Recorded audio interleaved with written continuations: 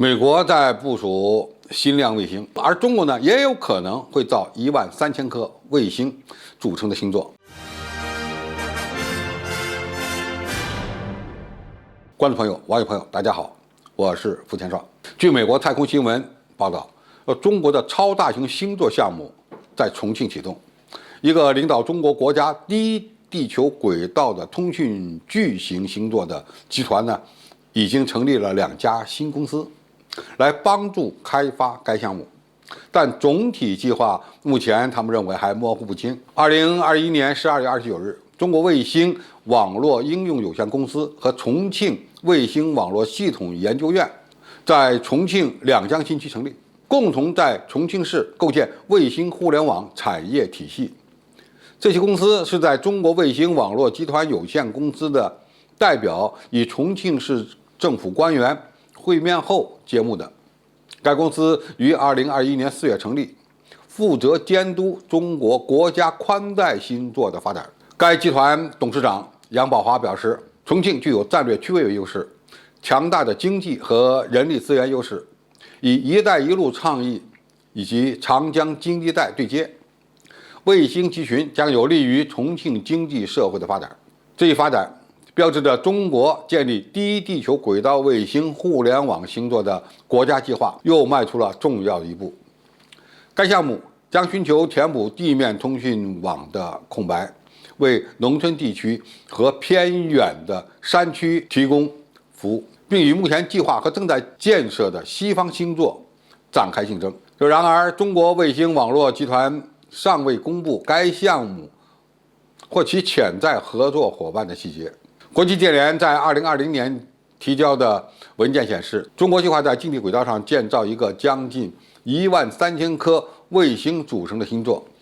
以提供全球通讯保障。该项目似乎在中国得到了广泛的支持。中国国家发展和改革委员会于2020年4月将卫星互联网添加到新基础设施的名单中，推动地方和省级政府寻求在上海等中国城市培育和支持卫星及航天产业集群。这些城市包括北京、武汉、广州、深圳、成都、西安、长沙、文昌以及长三角地区。最近批准的2021至2026年“十四五”规划和到2035年的长期目标，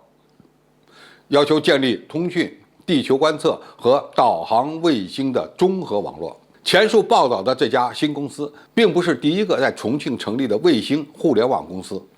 2018年底，国家主要空间承包商中国航天科技集团公司在重庆两江新区就成立了东方红卫星移动通信有限公司，负责中国航天系统的红岩低轨道通信项目。据称，红岩系统将由300多颗卫星组成。中国航天科技集团公司表示，计划到2022年将最初的60颗卫星送入轨道。总部位于北京的中国航天科技集团公司于2021年12月30日宣布，该公司研发的200公斤重的卡波段和微波段宽带通讯测试卫星已经通过了工厂审核。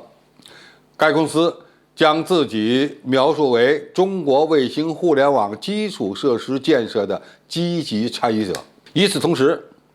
另外一家北京的卫星通讯公司银河空间正准备在今年的第1季度用长征2号丙火箭发射一批6颗低轨道的通信卫星。该活动表明，中国私营公司可能在参与国家卫星项目方面存在着一定程度的竞争，并且呢，有可能在未来占有一席之地。负责监督国家航天活动领域的国防科技工业局于2021年5月发布了关于促进小卫星有序发展的通知。虽然西方国家对中国巨型星座的制造和部署计划尚不清楚，但中国最近对美国星链计划的运营表示了担忧。中国未来会不会也建造上万颗近地轨道的通讯卫星呢？这种可能性不但不能排除，而且很有可能会在不远的将来实现。那目前的通讯卫星大多数是高轨道的卫星，就位于36000公里以上的地球同步轨道。但是要想实时覆盖全球啊，实现任何时间节点、任何地方的通讯组网，那就必须建立上万颗的，甚至是数万颗的近地轨道通讯卫星，才能保证在任何区域都能够实时的和外界沟通。那么目前中国的国营和民营的航天企业正在向着这个方向迈进。我想在不远的将来，由中国人自己开发建造的低轨道组网卫星星座将有可能建成。那么这样的卫星通讯网，它在民用的经济建设方面能够发挥非常重要的作用。那么在军事方面呢，应该说它的作用也是非常大的，因为现在的机器人啊，特别是战场机器人，包括无人机啊，海上的机器人、地面上的机器人，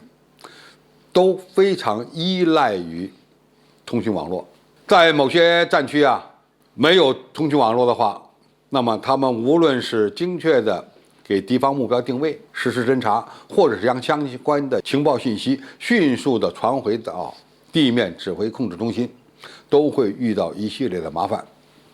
那么只能依靠远在36000公里以外的大型通讯卫星，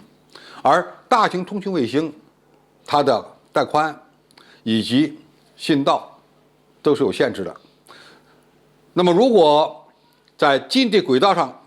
建设数万颗通讯卫星组成的通讯网，那么就完全可以解决未来战场信息的互联、互通和控制问题。这对于远程无人机和远程的无人驾驶舰艇而言，意义更为重大。好，今天的评述就到这里，谢谢大家收看，我们下期再见。